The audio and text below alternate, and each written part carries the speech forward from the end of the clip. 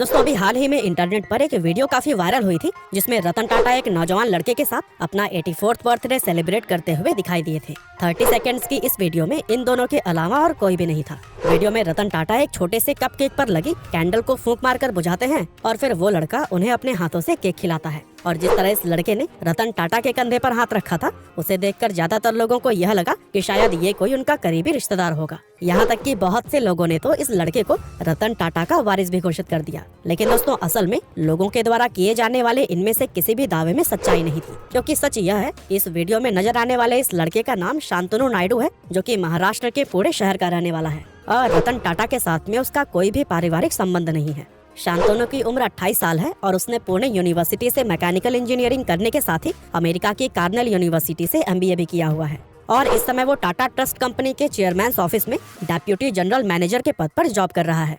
यानी कि दूसरे शब्दों में कहें तो वो रतन टाटा का असिस्टेंट है। शांतनु से पहले भी उसके परिवार की 4 पीढ़ियां टाटा कंपनी के लिए काम कर चुकी हैं। वैसे इस जॉब के अलावा शांतनु मोटोपॉज नाम के एक स्टार्टअप का फाउंडर भी है, जहां कुत्तों के लिए रात के अंधेरे में चमकने वाले डॉग कॉलर्स यानी कि पट्टे बनाए जाते हैं। इनफैक्ट अपने इसी स्टार्टअप की वजह से ही शांतनु ने इतनी पॉपुलैरिटी हासिल की है और यह स्टार्टअप ही वो वजह है जिससे कि रतन टाटा का वह इतना ज्यादा करीबी बन पाया है। तो चलिए दोस्तों अब हम रतन टाटा और शांतनु के मिलने की इस इंटरेस्टिंग स्टोरी को शुरुआत से जानते हैं। दरअसल अपनी इंजीनियरिंग की पढ़ाई के दौरान शांतनु ने सबसे पहले टाटा टेक्नोलॉजीज कंपनी को एक इंजीनियरिंग इंटर्न के तौर पर ज्वाइन किया था, जहां उसने 1 साल तक ये इंटर्नशिप की और उसके बाद जब उसे मौका मिला तो उसने टाटा ट्रस्ट कंपनी को एक बिजनेस स्ट्रेटेजी इंटर्न के तौर पर ज्वाइन कर लिया, जहां पर वो डेप्यूटी जनरल मैनेजर के पद को हासिल करने से पहले लगभग 5 साल तक ये इंटर्नशिप करता रहा। Social media page humans of Bombay को दिए गए एक इंटरव्यू में शांतनु ने बताया कि एक दिन रात के समय जब वह काम से लौटकर अपने घर जा रहा था तो फिर उसकी आंखों के सामने ही रोड पर एक कुत्ते का एक्सीडेंट हो गया। वो उस कुत्ते को सड़क से उठाने के लिए आगे बढ़ ही रहा था, तभी पीछे से आ रही एक दूसरी गाड़ी ने उसे कुचल दिया, जिससे कि उस कुत्ते की उसी समय ही मौत हो गई। अब चूंकि शांतनु एक डॉग लवर है तो ऐसे में उसे यह घटना अपनी आंखों से देखकर बहुत ज्यादा दुख हुआ और इसके बारे में सोचकर वह काफी ज्यादा परेशान रहने लगा। और दोस्तों आखिरकार उसने यह तय किया कि वह स्ट्रीट डॉग्स को सड़क दुर्घटनाओं से बचाने के लिए जरूर कुछ करेगा। और फिर काफी सोच विचार करने के बाद से उसके मन में कुत्तों के लिए एक स्पेशल किस्म का चमकने वाला डॉग कॉलर बनाने का आइडिया आया।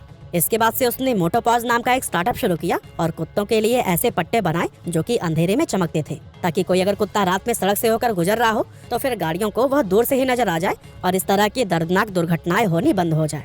शुरुआत में शांतनु ने जैसे तैसे फंड्स जमा करके 500 डॉग कॉलर्स बनाए थे और अपने दोस्तों के साथ मिलकर उन्हें सड़कों पर रहने वाले स्ट्रीट डॉग्स के गले में पहना दिया। शांतनु का ये डॉग कॉलर वाकई में काफी कारगर निकला और इसकी वजह से सड़क पर कुत्तों के एक्सीडेंट होने की घटनाएं सच में कम हो गई। हालांकि दोस्तों शांतनु के इस इनिशिएटिव को असल पहचान तब मिली जब टाटा कंपनी ने इसका जिक्र अपने न्यूज़लेटर में किया, जिसके चलते रतन टाटा ने भी उसके काम को सराहा। इस न्यूज़लेटर का हिस्सा बनते ही मोटोपॉज डॉग कॉलर्स की डिमांड काफी तेज बढ़ने लगी, लेकिन फंड्स की कमी के चलते शांतनु इस डिमांड को पूरा नहीं कर पा रहा था और ऐसे में उसके पिता ने उसे सजेशन दिया कि वो अपने स्टार्टअप व फंड्स की कमी के बारे में रतन टाटा को एक लेटर जरूर लिखे, क्योंकि रतन टाटा भी कुत्तों को बहुत ज्यादा पसंद करते हैं। पहले तो शांतनु को ये लेटर लिखने में थोड़ी सी हेजिटेशन हुई, लेकिन पिता के इंसिस्ट करने पर उसने अपने हाथों से एक लेटर लिखकर सीधा रतन टाटा को भेज दिया। और दोस्तों लेटर लिखने के 2 महीने बाद शांतनु को जवाब के रूप में रतन टाटा का साइन किया हुआ लेटर मिला, जिसमें कि उन्होंने लिखा कि वो शांतनु नायडू से मिलना चाहते हैं।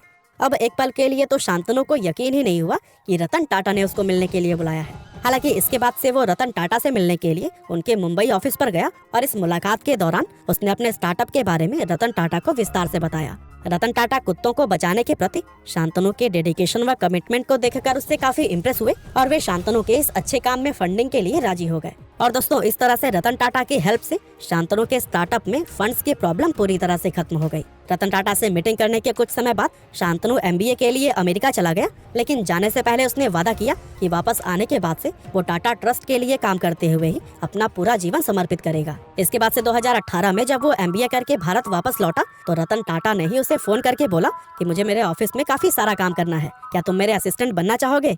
अब दोस्तों डायरेक्टली रतन टाटा से जॉब ऑफर मिलने पर शांतनु की खुशी का कोई ठिकाना ही नहीं रहा और खुशी के कारण एक पल के लिए तो उसकी सांसें रुक गई थी। उसने 2-3 गहरी सांस लेकर उस जॉब ऑफर को तुरंत उसी पल ही स्वीकार कर लिया और इस तरह से साल 2018 से ही वो टाटा ट्रस्ट के चेयरमैन ऑफिस में as a deputy general manager काम कर रहा है। और इन 3 सालों में रतन टाटा और शांतनु एक दूसरे के काफी क्लोज हो गए हैं, जहां इनके बीच का रिश्ता एक बॉस और एम्प्लॉय से कहीं ज्यादा दोस्ती का बन चुका है। और दोस्तों, रतन टाटा के पर्सनल इन्वेस्टमेंट के मामले में शांतनु ही उन्हें यह बताते हैं कि किस स्टार्टअप में उन्हें इन्वेस्ट करना चाहिए और किस में नहीं। रतन टाटा स्टार्टअप्स को लेकर शांतनु के आइडियाज को काफी पसंद करते हैं, यानी कि हम कह सकते हैं कि शांतनु ने अपने काम से रतन टाटा के दिल को पूरी तरह से जीत लिया है और यही कारण है कि आज वो उनकी जिंदगी का एक अहम हिस्सा बन चुका है।